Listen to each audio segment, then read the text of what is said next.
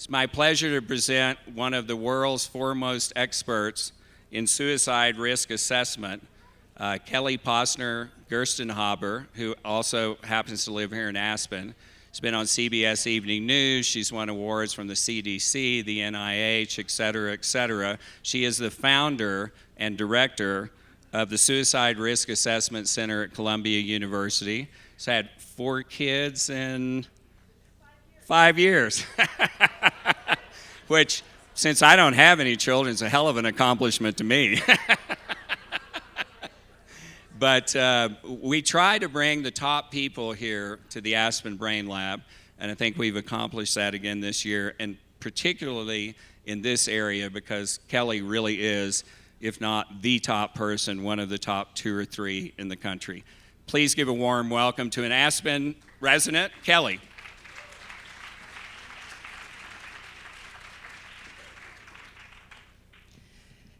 So often I have as my title as well, when a community comes together, there's hope. And this is quite a community that can actually affect some profound change. So I hope you'll be inspired. So we know that at any one time, 8% of the entire world has a significant mental illness. 8% of the entire world. We also know that suicide is one of the world's greatest public health crises, a leading cause of death across the world, across ages. It actually accounts for more deaths than war, homicide, and natural disasters combined. Every 40 seconds across the globe, every 13 minutes in this country. It's now recently become the #1 cause of injury mortality in the United States. So more people die by suicide than by car accidents at this point. The head of our National Institute of Mental Health calls it the under-recognized public health crisis of suicide. Now, the very good news is that we believe this is a preventable cause of death. We actually believe we can have a world with 0 suicide, most of the experts that spend their lives working on this. So just to give you some perspective again, the blue is deaths by suicide. The red and green are homicide and HIV. We also know that nearly 50% of people who die by suicide have seen their primary care doctor the month before they die. We should be asking these questions the way we monitor for blood pressure, and we don't yet. We also know that adolescent suicide attempters who show up to the emergency department are not there for psychiatric reasons. So if we don't ask everybody these questions and identify, we will not find the people suffering in silence. So it started out as a crisis in youth and it keeps getting worse. It's now become the 2nd leading cause of death in 10 to 24-year-olds.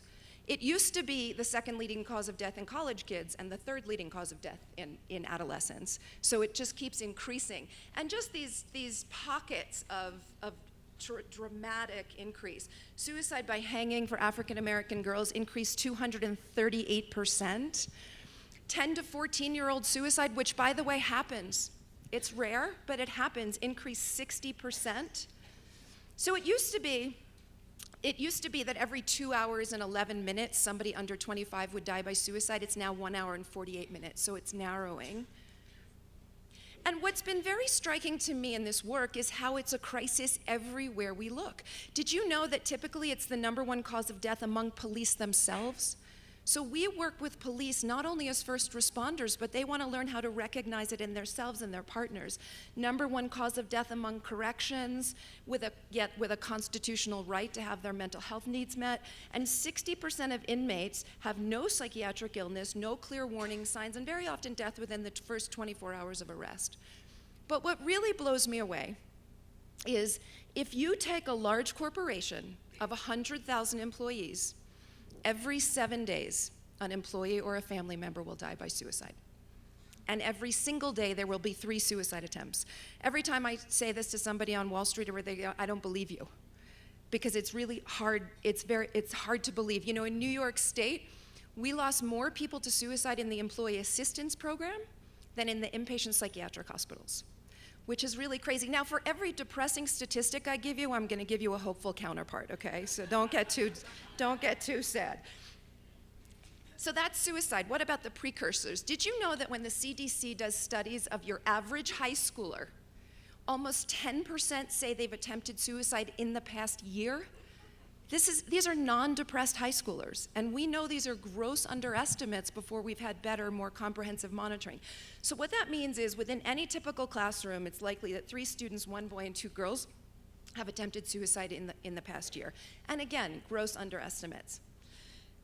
And it also has a connection to gun and school violence. So since Sandy Hook, did you know there have been 75 mass shootings across the nation? Since Sandy Hook. But again, hopeful, we actually know we can do something about this. We know that 90% of shooters have well-documented suicidal issues. So I said this back at Columbine, screen, screen, screen. It will not only help us address the crisis of youth suicide, it may help us address some of these other very tragic circumstances. So we also know, of course, that it's a monumental crisis in the military. I work with all aspects of the military. There are 23 suicides a day in the VA, 1,000 suicide attempts per month, and many already connected to systems of care. 1 suicide in active duty a day, okay? And suicide has now surpassed combat deaths. So it's a crisis, as you know, like everywhere else. And what is the cost of not being able to identify people at high risk? And of course, saving lives is not about money, right? But if we're spending money or having it cost in all the wrong places, it doesn't enable us to do what we need to do to care and prevent.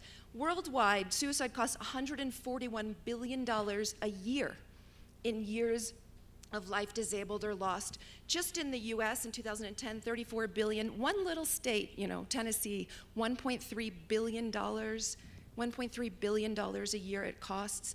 And suicide attempters, kids, adults, they're frequently seen in emergency departments, and it's a disproportionate level of resources that don't need to actually be used. Okay, so here's a question for you guys. Suicide is A, a choice, B, a sign of psychological weakness, C, akin to murder, D, akin to cancer, or all of the above. Who thinks it's A? Okay. Who thinks it's B? All right, how about C? D? And E? All of the above, okay. Suicide is not a choice. We would not use the word choice when it comes to cancer. Its biggest cause is depression, a treatable medical illness, like allergies or cancer or asthma. It is a brain-based, heritable illness, just like all those other things I mentioned, and there's lots of stigma and misunderstanding across the globe that it's not like that, as we just saw by these questions. So we know that 90% of people who die by suicide have a treatable mental illness, most often of which is depression. So I had the great honor to give a speech to the leaders of the European Union on how to fight depression and suicide. And I said, you can put up and do important things like putting up barriers on bridges, but if you really want to maximize impact, it's about treatment and identification. And we know, wow. And we know, as was said in the last talk, 8% of adolescents will be depressed in any given year. I mean, it's a huge problem. And as was said, it right now in middle and high income countries is the most debilitating disease in the world, soon to be the most debilitating disease in the world. And we're all vulnerable. It does not discriminate, okay? 6 in 10 women and 4 in 10 men in Western Europe and North America will have a significant mental illness in their lifetime. It does not discriminate across age, race, sex, religion, or income. And again, this massive economic burden, right? $57.5 billion is the cost of mental health care in the United States. It's equivalent to cancer care. And the latest WHO report, global, will be 2.5 trillion. This is expected to be 6 trillion. So the more efficient we can become, obviously, that's or try to become, that's really important. So this was mentioned before, but did you know that depression is the #1 cause of work-related absences? #1 cause. 80% of depressed people are impaired. They lose over 5 hours of productive work every week. They're 7 times more likely to be unemployed, 2 times more likely to have sick days. And 45 to 98% of costs of depression treatment could be offset by the resulting gains in work productivity. So you see what that says. Healthy employees equal better earnings. So I always say to corporations, everybody feels a responsibility to take care of their employees, but it also honestly will help bottom dollars. So we covered this a little bit, but the bottom line is it's unbelievably shocking when you compare the disease burden and the money spent. There are 100 times the money spent on things that are only a fraction of the disease burden of depression and suicide. You know, I remember in one state in Tennessee, they spent $25 million on highway safety and zero on suicide. Remember I said we lose more people to suicide now than car accidents? So what do we know about this? We actually know that since we have modern antidepressants, Prozac, Paxil, I'm not saying we can't continue to improve, but since we have these SSRIs, the suicide rate has dropped dramatically across the world, across ages, reversing a trend prior to their introduction. And it doesn't matter what country you look at, it's the same thing. An inverse relationship. When they started to have antidepressants, the suicide rate drops. So we know we have tools. Yes, we need to do a lot of things at once to optimize treatment, but we know we have tools to save lives. So this was my quote. You know, when the study came out to show that antidepressants were the #1 prescription in the country, I said, that's really encouraging, because we worry more about undertreatment than overtreatment. You know, we know we also know that not treating depression is what kills people. 50 to 75% of those in need receive no treatment or inadequate treatment. Autopsy studies show that suicide is associated with no treatment or non-compliance. Not treating depression is what kills people. And as I was saying, unfortunately, we know they need treatment, but most people who need it do not get it. 50 to 75% of those in need receive no treatment or inadequate treatment. 70% of kids and teens with depression go unidentified and untreated. And more than 80% of adolescent and college students who die by suicide have never received any consistent treatment prior to their death. So, you know, in the field, we know that men die more frequently by suicide. Women attempt suicide more, and men die more. And we've always thought that that's because women choose less painful methods that happen to not be as effective, and men shoot themselves or hang themselves. But a colleague of mine, who's one of the leaders in the field, did a study with the CDC, and he found that 41% of women's suicides on autopsy had antidepressants in their system versus 11% in men. Meaning, maybe it's about access to treatment, right? Maybe it's about some stigma about manning up or other things in our culture. And you guys have heard this a lot, right? Real men get depressed. Real men have cancer. Real men have allergies. So this is a quote from a firefighter, right? That it's the stigma attached to admitting you have any kind of problems that get in the way of beating depression. But when you see a real person up there, and you know it's a real person who has the same kind of thing I have, it's an opening, and now they're not alone, and they can go out and get help. You know, when I gave the keynote at the community meeting of the Hope Center, when Aspen had the rash of suicides, I'll never forget this man who got up there who said he was German and he had been hospitalized many times, and his father kept saying, "Man up." And he was now going to Harvard Medical School, and he said, "Now I know that manning up is getting help."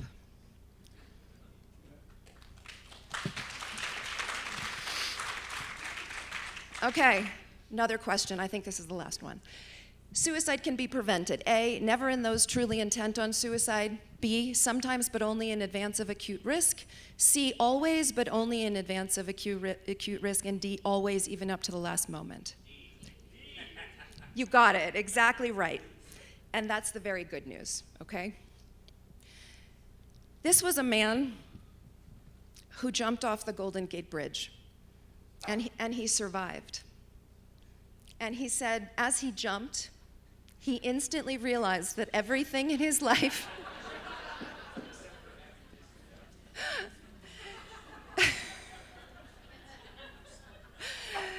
he thought was unfixable was totally fixable, except for the fact that he had just jumped.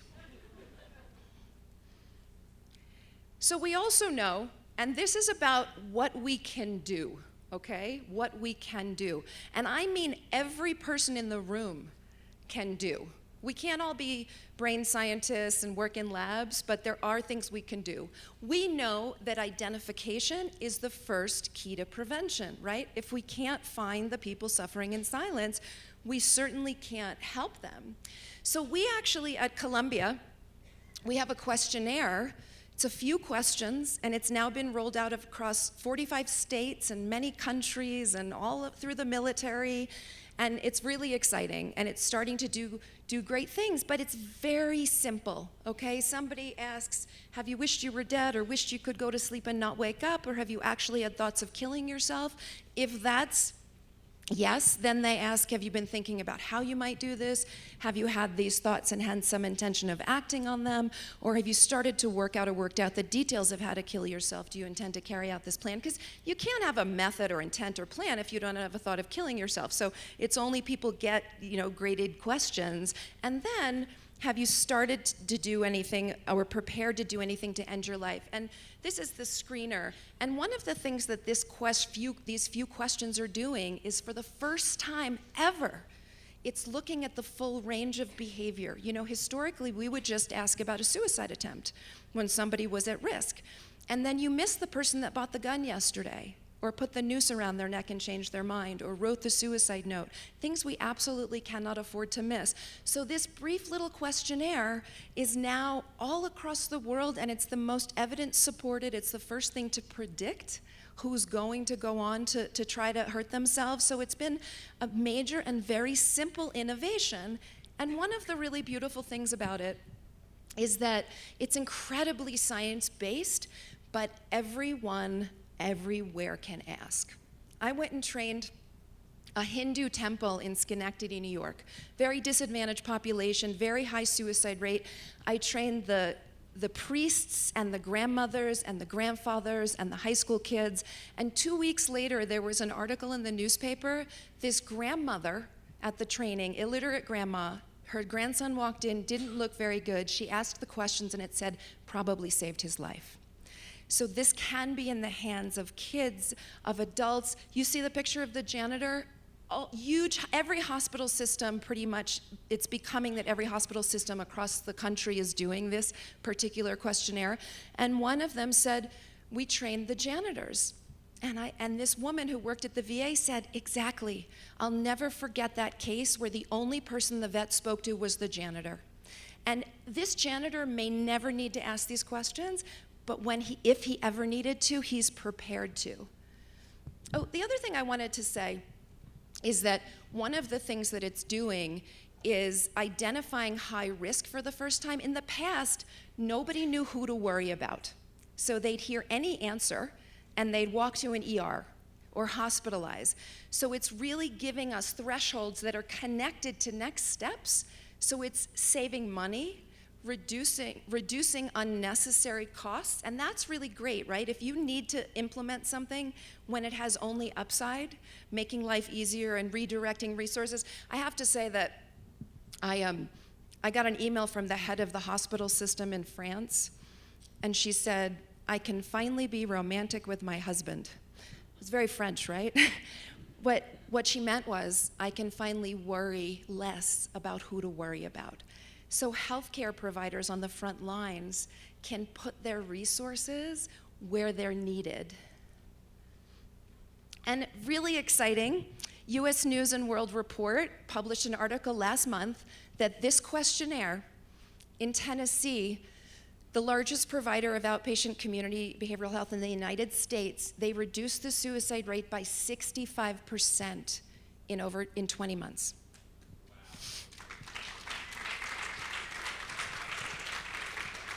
And you know what? They brought it to life by telling a story about a man who they called a few times and he said he was fine.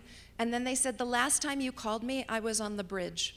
And if you hadn't asked me those questions, I wouldn't be alive. With 65% reduction. And the Marines, so every community is doing this. Bus drivers, cafeteria workers, lawyers. So the Marines did a total force rollout and they trained all support workers. So every time a chaplain or an attorney meets with a Marine, they do the screener. And guess what? They wrote an article. They went to all 16 installations, including Okinawa. They first reduced it by 22%, now 64%. And it's very exciting. I got 4 claps. So I show you this. Remember when I said everybody here can make a difference, right? This tool, I show you the meaning it's having. And the country of Israel wrote a letter and they said, this is not only hopefully saving millions of lives, it's literally changing the way we live our lives. If you can talk about suicide, you can talk about anything.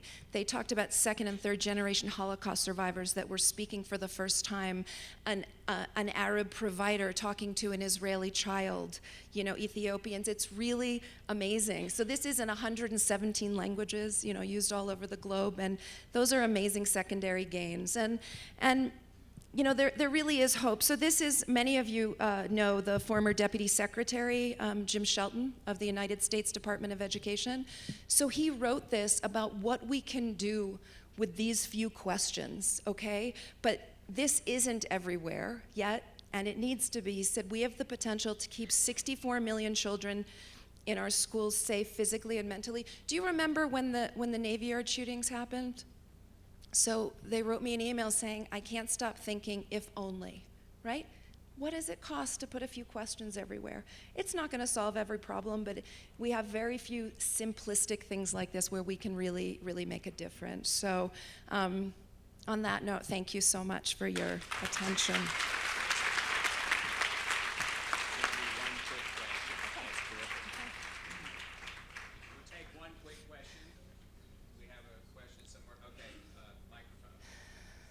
Probably saw the article in the New Yorker recently about legal euthanasia for depression. What do you think? So I believe that people have a right to choose how to die. I also know that with medical illness, depression is often comorbid. And wanting to end your life is a symptom of depression.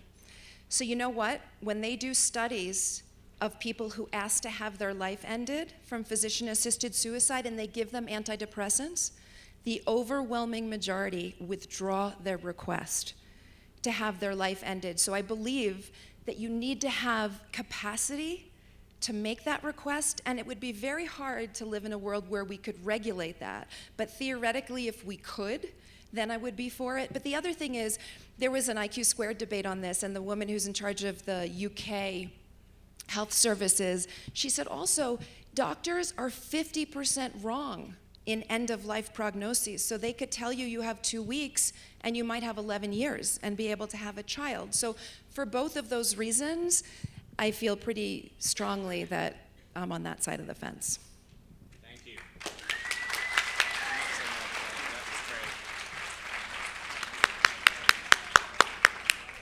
Well, as you can see, we have creative brain, impaired brain, healthy brain, and future brain. We don't shy away of any area of the brain. And the next video that we're going to show before our next speaker, Glinda found, and I've watched it 3 times, and I still can't watch it with a dry eye. I think what it really shows, to Kelly's point, is that you can be in a brain state where you can cheer someone else up who may be depressed, and then find yourself in a depressed brain state where you can't cheer yourself up. It's extremely poignant, and just so you know before you watch it, Coco, the gorilla in the video, had lost her mate and was extremely depressed before this encounter with someone that we all know and love.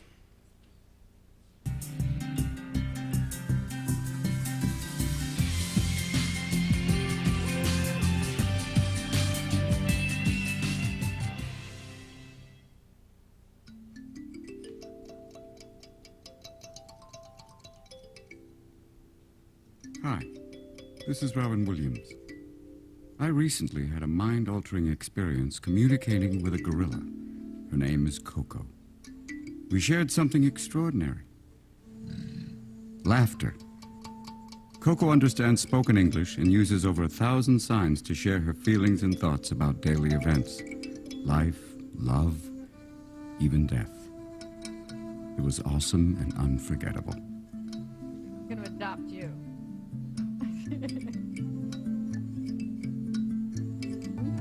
Chico, you Chico, Chico.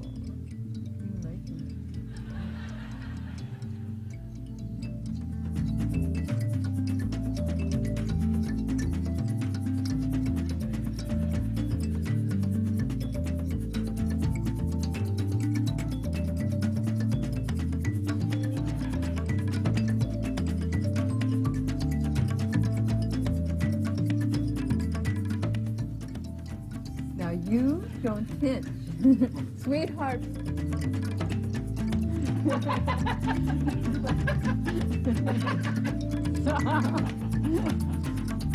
Picking pockets.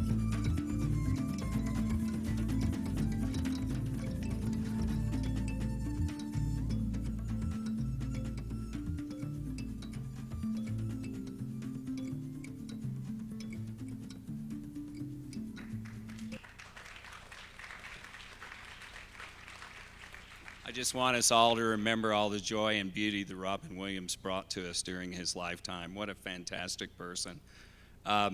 Next up, we have William Moyers, who will speak about his journey through addiction and recovery. A few notes about William. Coming up is William Moyers, who has written a book about his life called Broken. And unlike some popular memoirs that have fictionalized and romanticized the degradations of drug addiction, Broken is a true life tale of recovery that stuns and inspires on almost every page. William is the eldest son of the journalist Bill Moyers. He is William Cope Moyers, and he recounts and relates the story of how a young man with every advantage found himself spiraling into a love affair with crack cocaine that eventually transforms his life, and he begins to dedicate himself to some very important work. I'm not going to tell anymore, but this is a story worth telling and some great lessons worth learning. Thank you, William.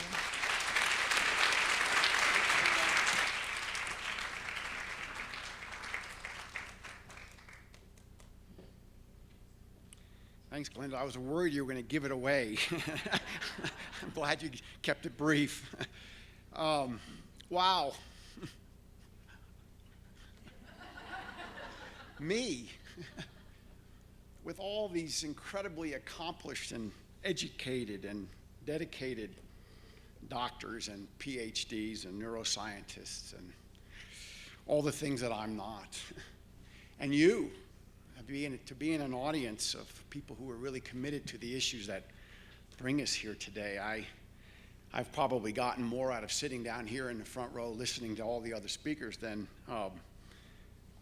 anything else I could have imagined, and that I could be here. Well, as somebody said, William, you've come full circle. And I'll explain that literally and figuratively in just a couple of minutes. Thank you for the opportunity to be here today. And as I noted, this is a unique opportunity for me, and here's why.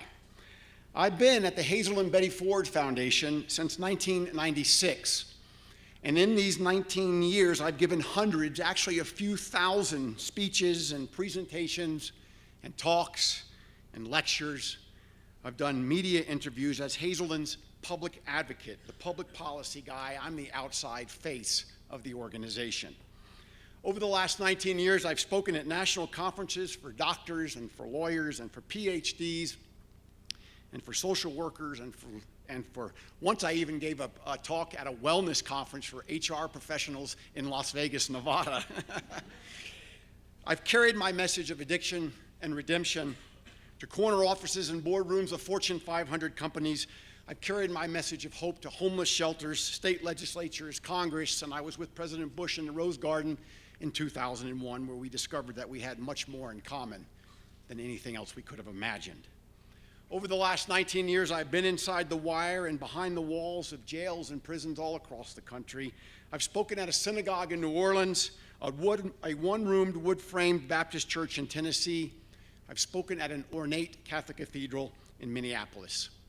Over these years, I've carried my message to very skeptical students at tough inner-city public high schools.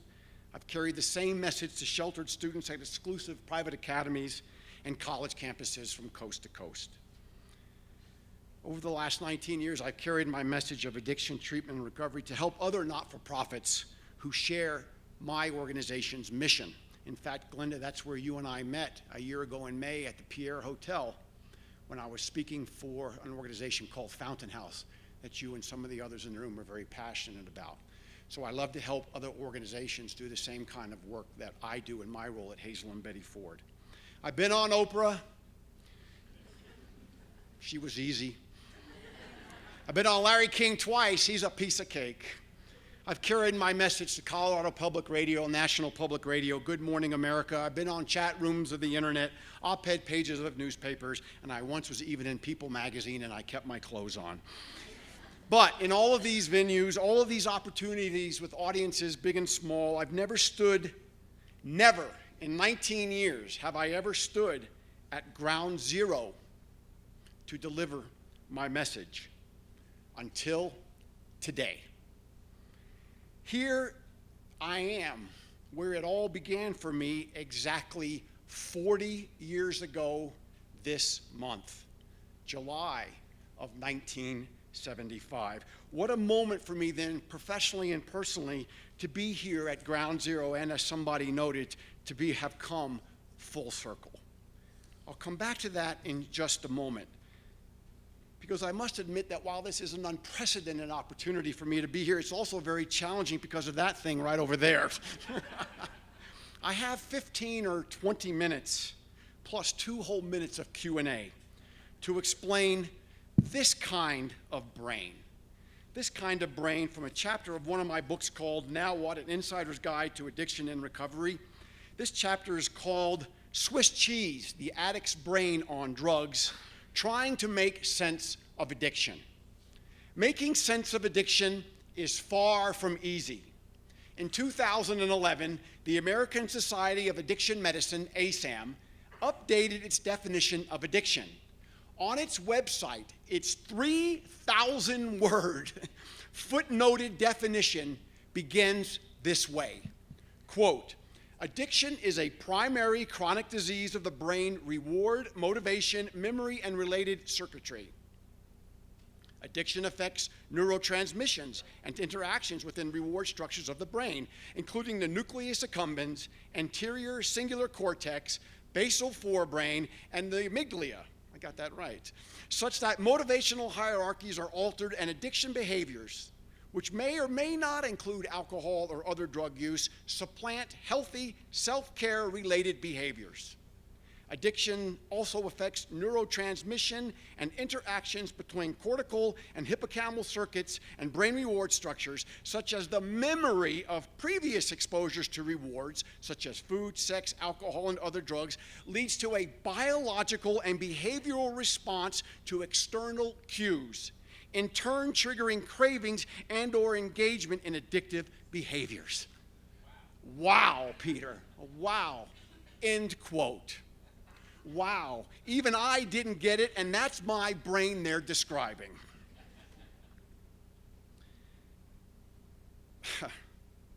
it's an appropriate, and this is an incredibly complex, complicated definition of the addiction's brain, and so it's addict's brain, and so it's appropriate that it's in the first chapter of this book that I wrote to help people move from the problem of addiction, now what, to the solution. Because to understand what addiction is, fundamentally to understand what it is and what it isn't, we must first focus on where it is most omnipotent, in that organ of the body where logic, decision-making, choices, desire are formulated and consummated. This is why I am always very careful when I stand up in a public audience, or even when I'm talking to addicts and alcoholics who are baffled by their condition. This is why I'm always careful to emphasize that although addiction is not an excuse, and addiction is not an excuse, addiction is an explanation as to why good people act badly, why moral people do immoral things, why responsible people live irresponsibly. And most of all, because addiction has its origins in the brain, this is an explanation as to why loving people cause such harm to those they love and love them. When the most powerful organ in the body, the brain, is flooded, overwhelmed, co-opted, hijacked by a greater power, cold beer, warm whiskey, prescription medications, cocaine, heroin. When that happens, the brain becomes hijacked to the detriment of everything else that matters to the person who, under healthy conditions, can make the decision between yes and no, right and wrong, love and hate. And when I talk about the origins of addiction in the brain, I talk about it in the way that brings me back to this spot with you this morning. Tell them I'll call them back. It brings me back to ground zero, the Aspen Institute, because it was right here, less than 50 feet from where I'm standing right now, right here, less than 50 feet from where we are gathered here today to talk about this complicated organ.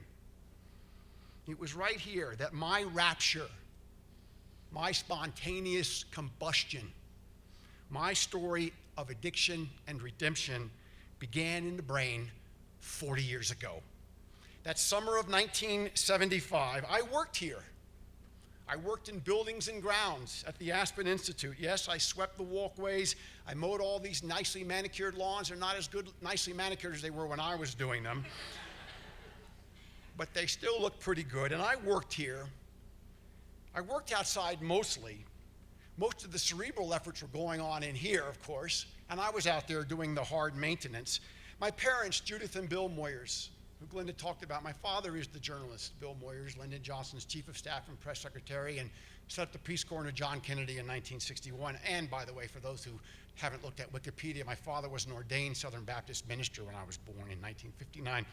But my mother and my father, they were the first couple to ever moderate an institute session, an executive session, on topics like liberty and justice and equality. Those executive seminars, including Supreme Court and federal judges, historians, philosophers, and entrepreneurs, they gathered here every year to do what we're doing here today, to talk about the issues that really matter.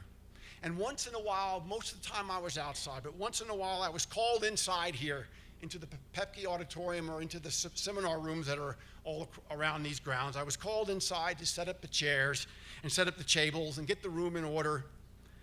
And you know, one of the things I was asked to do was to attach those little white letters that you used to put onto those Velcro nameplates.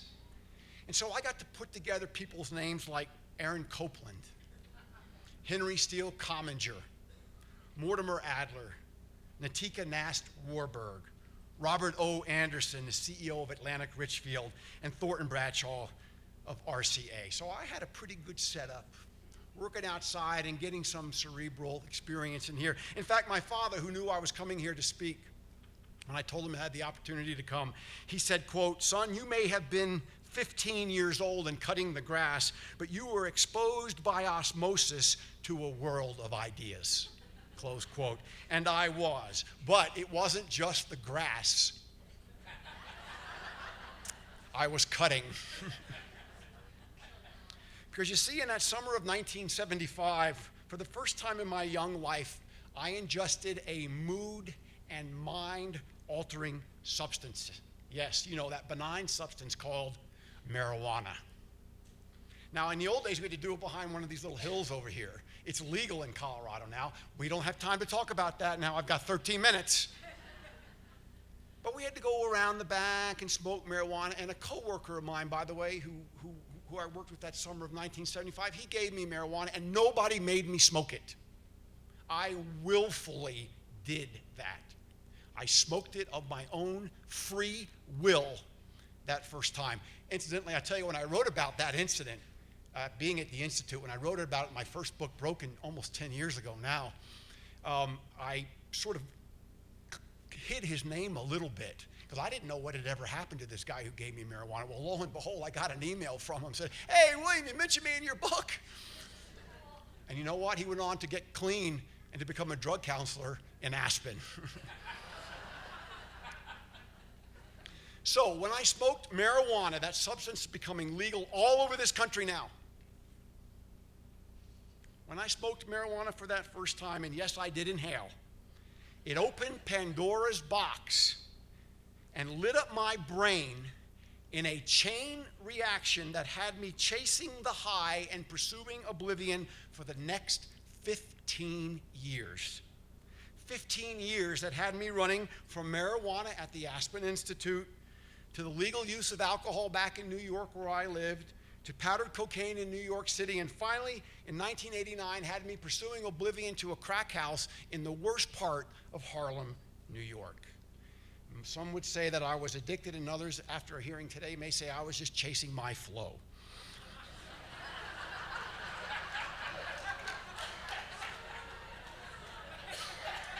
I've learned a lot here today. Now look, I recognize that that's not everybody's story. I know there's a lot of you out there that's saying, wow, was William going to suggest that when I smoke marijuana legally in Colorado that I'm going to become like he did? No, not at all, any more than when we were at the reception last night. That just because you drink wine means you're going to become an alcoholic. No, in fact, 90% of those who consume legal and even illegal substances don't have this kind of brain. Most who use mind in mood-altering substances don't go down the road that I went down because you don't have, as I said, this kind of brain. Only 1 in 10 of us, researchers say about 1 in 10 of us is directly impacted by the illness of addiction to alcohol and other drugs. But there's no doubt in my mind, and no pun intended, there's no doubt in my mind that I have one of those vulnerable brains. And I have a genetic predisposition to addiction that I was to learn a lot more about when my mother and father, as learned as they are, we talked about the Vietnam War, the rock and roll, we talked about Watergate, we talked about everything around the dinner table at my house on Long Island, but we never talked about addiction to alcohol and other drugs because my parents didn't think we needed to. And what I would later learn is that there is a genetic predisposition to this illness, as you all have some of the researchers here know, and that the apple doesn't fall very far from the tree for some of us. And so I have a vulnerable brain, and I have the genetic predisposition, and I have some other ingredients, external and internal too, for sure. But I know that I have an impaired brain in the context of being flawed when it comes to processing mood and mind-altering substances differently than most of my friends, co-workers, and strangers. But I have one other element to this unusual disease too. And by the way, the American Medical Association declared alcoholism a disease in 1954. You heard me read what the excerpt was from the American Society of Addiction Medicine, and I know my own story. There is no doubt that those of us who become addicted have this flawed organ.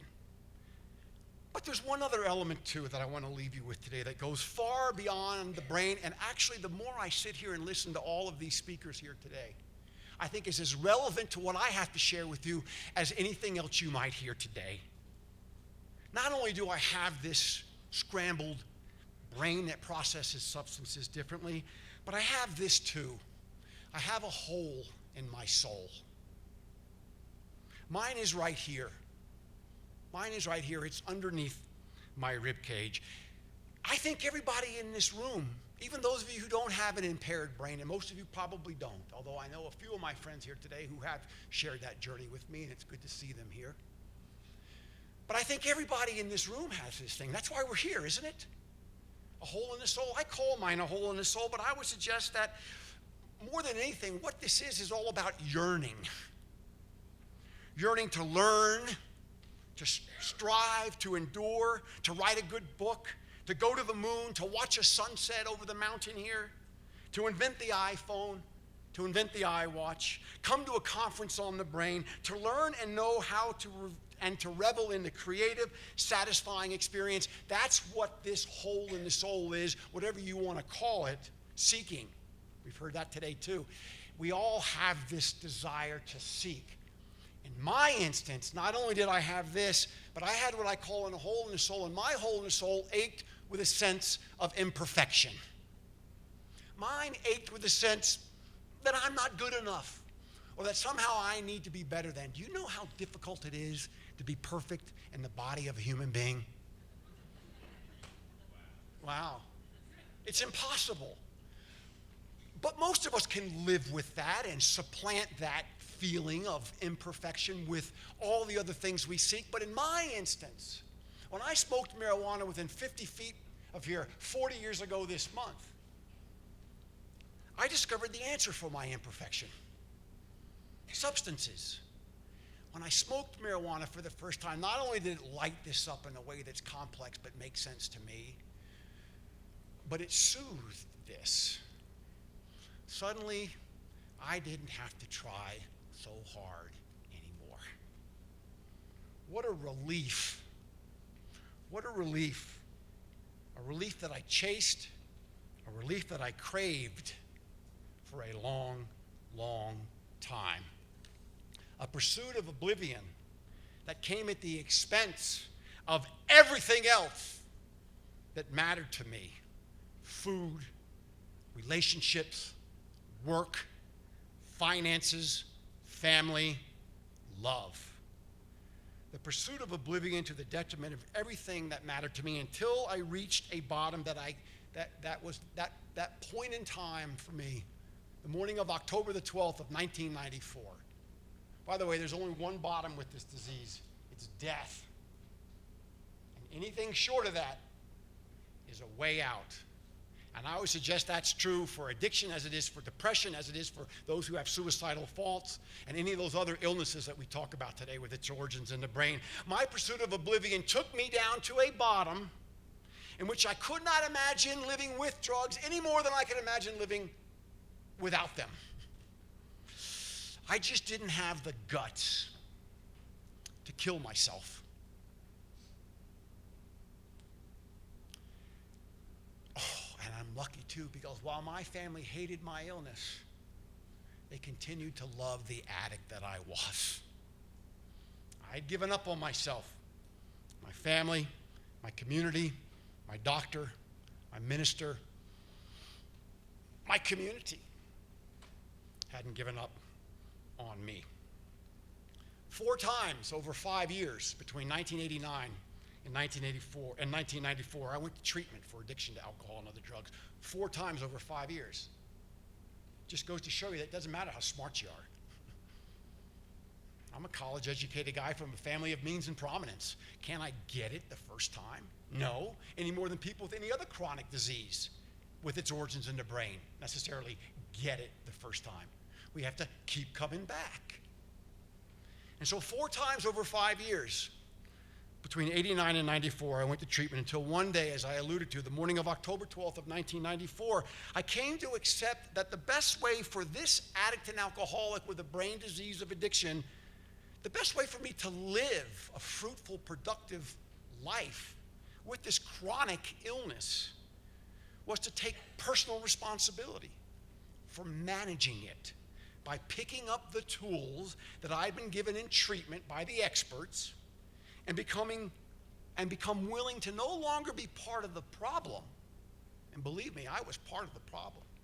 But to shift that from being part of the problem to living in the solution. Since that day of October the 12th of 1994, I haven't had an impaired brain. I've had a healthy brain. I've had a creative brain. And yeah, I actually have a brain too that considers the future one day at a time. I will tell you this though, and this was an affirmation I had in the last year. There's some people in the audience today that I had seen earlier this year at a nice place to go and relax in another part of the country, and I shared this in a recovery meeting. I can tell you that even though I have been clean and sober, abstinent from crack cocaine and alcohol and marijuana and all those other substances that I couldn't imagine living with any more than I could imagine living without, I still have this brain. Now don't get up and run out of the room. I'm not dangerous, don't worry. But I still have it, and I'll tell you how I know it. Because I had dental work done, and they gave me opiates, pain meds, which if you think the epidemics we've seen on the screen today are daunting, you should see the epidemic we have around opiates. We are a nation that hates pain. And what better way for the doctors to deal with it and to have happy patients and clients than what? And I took pain meds this past year for some pretty extensive dental work, and all of a sudden I was right back here 40 years later. And so I still have an impaired brain in the sense that it's sitting there waiting, because as some of us know, our disease is cunning, baffling, powerful, and patient. It waits. And that's why in this experience I had with this kind of brain and pain meds this last year and a half, why I am convinced that while there is a solution to my chronic illness that I've been living with for a long time now, there is no cure. Now, I hate to say that in a room that includes a lot of esteemed academics and scientists and medical researchers. I hate to say that to any family that's struggling to come to grips with this addiction and just wishing for the cure. I will tell you, I work for the Hazel and Betty Ford Foundation. We treat thousands of people since 1949, and we've never cured one of them. Because as far as I know so far, there is no cure for addiction. There is a solution, as I said. Neuroscientists, even those that are drinking, are looking for a cure. Anyone need my card? I got a lot of them in my pocket here. Neuroscientists and researchers and doctors and big pharma, which are critical to the issues we're talking about today. The search is on for a cure for addiction, a cure that will keep us from the vulnerability of relapse. Frankly, I doubt the day will ever come when we find a cure for my disease. And even if it does, it really won't work, because mine is just not an illness of the mind. Mine is just not an illness of the body. But my disease, with its origins in the brain, is a disease of the spirit as well. The spirituality of our illness, the spirituality of our yearning, the spirituality of our imperfections, the spirituality of recovery, not just from addiction, but from any illness that brings us here today. The spirituality of wellness. That's a provoking topic, Glenda, and it's one that I hope that we can engage our brains in the next time we gather at the Aspen Institute. Thank you very much. Thanks, man. There's no way in hell I was going to stop that speech. You're the only one. Stay here, sir. Oh, okay. You're the only one. I was like, I am not getting up to stop him. That was beautiful.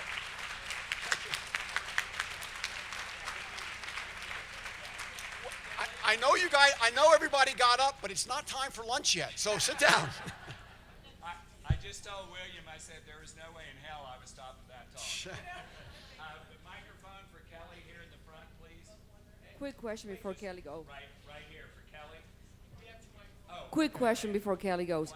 What was the Okay. What was the moment? What was the trigger? What happened when you turned and said, "I'm going to do something about this"? What was the moment? And how do I have 1 minute? Yeah, no. Okay, I got 1 minute. So here's my moment, okay? This is from the epigraph. It's only 2 paragraphs, don't worry. We'll eat lunch fast. You eat, yeah. This is my moment, okay?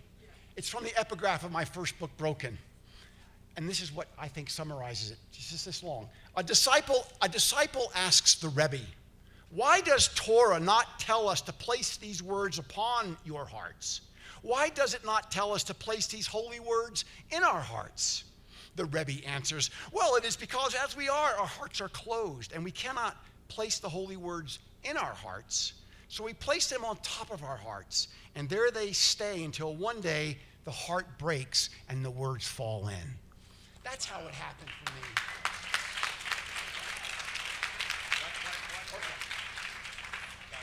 Kelly. Okay, Kelly, I'll repeat it. Go ahead.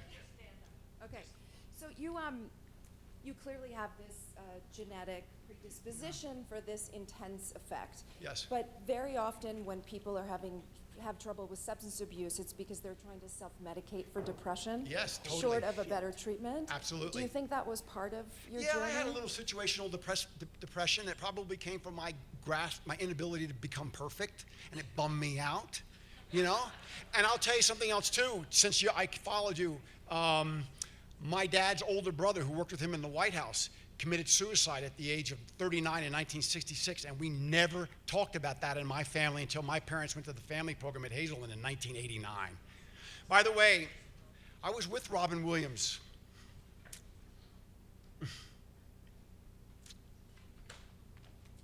I was with Robin Williams on July the 3rd of 2014.